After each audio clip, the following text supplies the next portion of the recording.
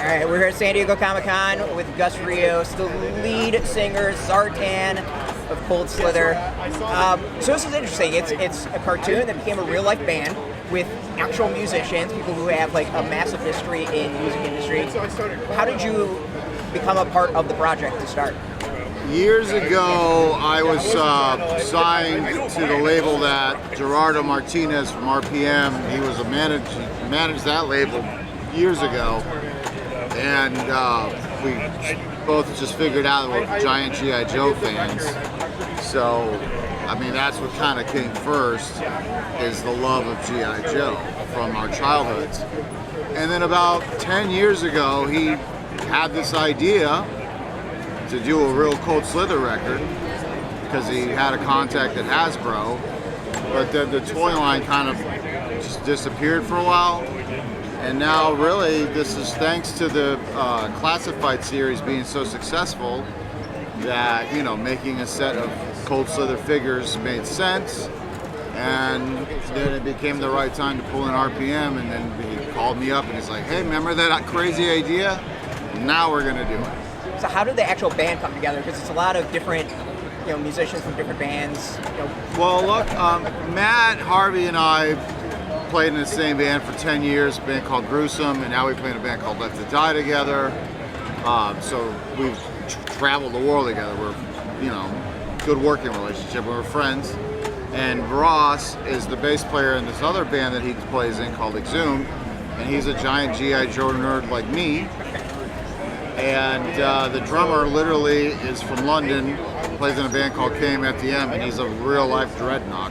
So like, he checked off all those boxes. But the album, you know, it was attractive to RPM and Hasbro that I was able to just write and record it myself.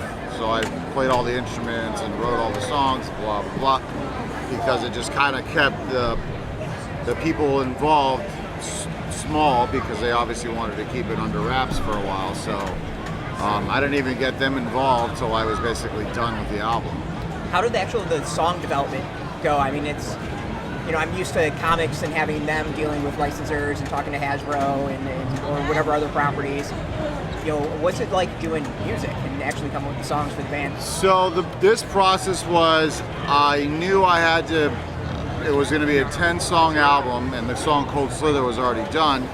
So I felt like the first thing I should do is come up with song titles and then submit those to Hasbro for approval. Because, yeah, I mean, everything has to be approved. And then when the titles were secured, and they actually gave me like 3 titles to work with, which presented like a cool, unique challenge. Like, oh wow, what do I write a song out from that from? Then I wrote lyrics, submitted those for approval. So obviously Hasbro's not gonna want like, I sliced Duke's head off and ate his guts or whatever. You know, and they really didn't reject anything because I knew the parameters that I should stay within. And then I wrote the songs, the music, based on how the lyrics and the title made me feel, I guess. And being such a lifelong fan and having a, you know, a real good idea of like the cartoon and the lore, man, it all just kind of flowed out of me. So as a fan, like, how does it feel to be a character, like bring a character to life? This is the question that I've been asked a few times today in particular. I imagine, yeah. I don't really know how to articulate it, if I'm being honest. I mean, G.I. Joe, like, I wrote an article for Decibel magazine a few months ago and about what this means to me. You know, I mean, like, I'm covered in the tattoos for a reason. Like, it hits me here. So for me to be like in the world now, and earlier when I was in costume, people were like, I love you, Zartan. I was just like, oh my God, I'm in it now. And I don't really know how to articulate it yet. Is the reaction from fans different in costume than it is like when you're normally, you know, out playing with your band? Totally. Because when you're in a band, you know, you're still a human. Like you're like a guy in a band or whatever. But when you become a cartoon character, particular, one that has a 40 plus year history, you know, now you're really you're striking not only like, hopefully for me, like, oh, I like this album, like adult me, but the inner kid in me loves it, that it's Zartan and Ripper and Tor, you know what I mean? Like it's this nostalgia thing that music alone can't do.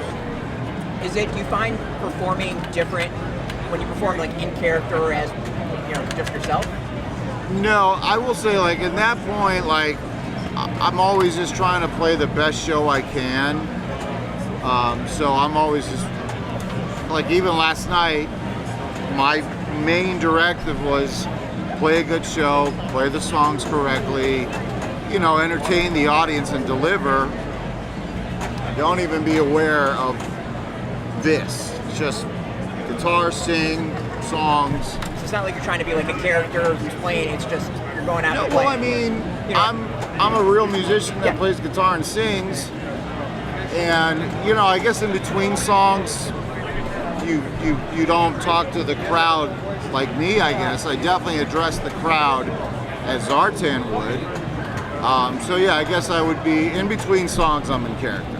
So it's an interesting way. I mean, there's bands that have been created, have been real bands that were created to be like entertainment. Monkeys is an example like that, right?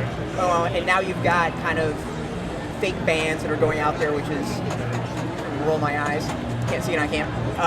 This is like a weird kind of like in between, right? Like you got real music, like people who are musicians. Not saying the Monkeys weren't musicians, they were really talented, but like you guys have musical background, history, bands before, and are morphing into this like, you know, fake, whatever you want to call it, band.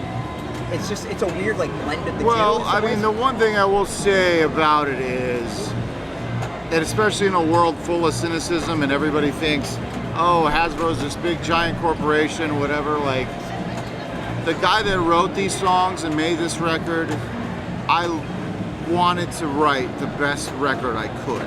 It wasn't, like, even like the songs, even though the lyrics are about G.I. Joe, I wanted the delivery of it to stand on its own 2 feet. I wanted them to be good songs, regardless of it being a G.I. Joe thing, because then it won't, if it's fake, it won't sustain itself. Yeah. And that's one of the biggest things I would like for the fans to know is, like, number one, the guy that made this is the real, like, I love G.I. Joe. The guy at the record company loves G.I. Joe. So, you know, the music is genuine. You want to do it justice. Yes. Well, I mean, it was a big weight on my shoulder. Oh, yeah. What does this band sound like now? I don't want to let anybody down. I don't want to let myself down. I don't want to let G.I. Joe down. So, you know, it actually took my wife kind of saying to me, you've been making records for almost 3 decades. You're a real heavy metal musician. You love G.I. Joe. Just let that come out. Did you, I mean, obviously there's the cartoon that came out 40 years ago, roughly? 40 years ago.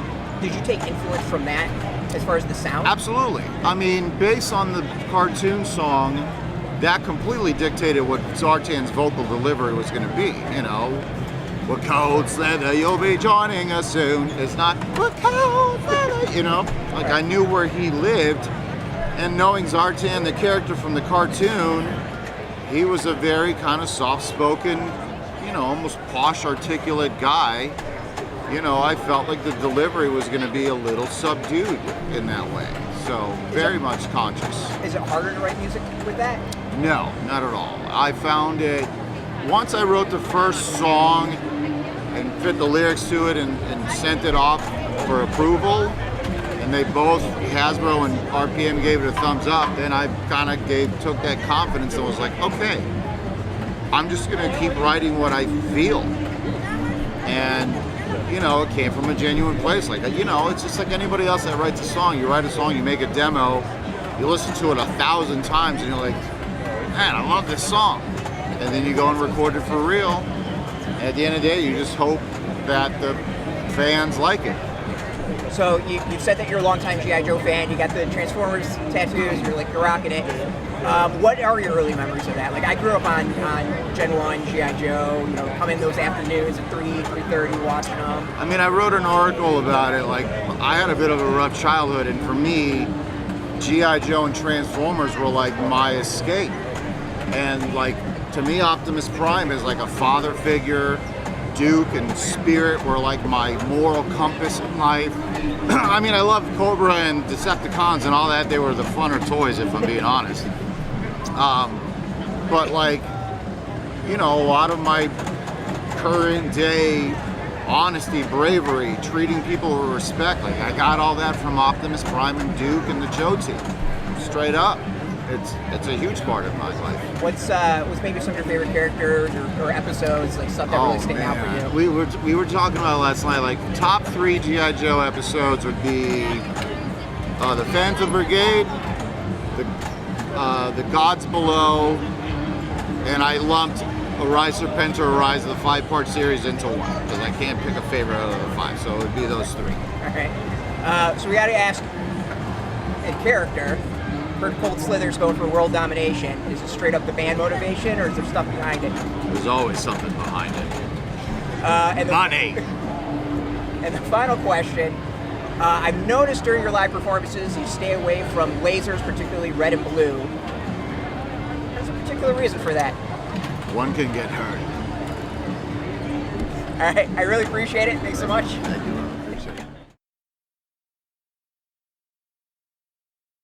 Hey, thanks for watching the previous video from Graphic Policy Television. Just by watching, you help support our site. Thank you so much. Now, if you're watching these videos, you probably care about geeky things like movies, television, comic books, toys, games, video games, you name it. You can go and subscribe right now to our YouTube channel to stay in touch and catch all the new videos, or check out our website at graphicpolicy.com. There's a nice link on this end of the video. But as always, thank you for watching. Keep on rocking and keep it geeky.